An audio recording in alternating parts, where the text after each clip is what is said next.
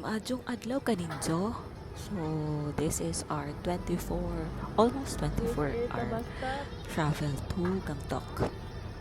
So, kani nagbus stop ni Ani. Lagi pakita naman muna ako, nag-tour naman muna ako kani.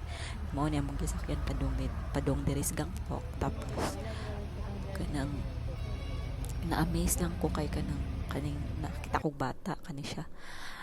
Sayo kayo siya nag-andam sa ilang tindahan, tapos nisunod iyang papa. Tas kani mauni ang gisakyan na mo, overloaded man ilang mga sakyanan dire. So ana akong bana, welcome to India, overloaded ang mga sakyanan. Tapos kami akong banan gibayaran na lang niya ang kuan for seat kay lisod kaayo niya. Kami natulog na ko na kapoy gyud ni siya kaayo, naulanan pag gyud ni siya. Ako galapag gali akong ulo kay naulanan ko gamay ko lang ida lang kayo ang text ko ng anim na kuwan day dire.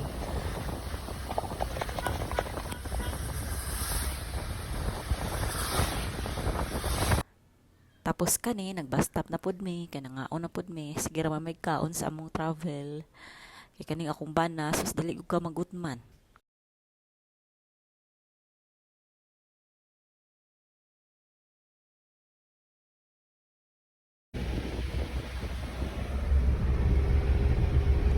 Tapos lang tawa nang naasa mo katubangan sus kasweet ba aning kaon. Pero yung aning hindi sila guys, aning yung grabe yung kayo ang motherhood nila. Mag-usay mo nila yung mga laki mo kuling hands. Yan. Basta best friend bitaw nila. Tapos kani, pagbiyahe na mo, kita zero visibility na siya. Pero, kuan, gihapon, biyahe gihapon mo eh. Nihadlok na mong giagian. Kani stopover na pud mi. Tapos, kanang tanawa, mura siya mga pine trees no.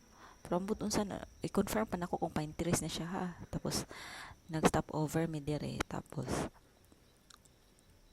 kay akong bana na reklamo ka is on lagi ko no. Tapos mao ni siya.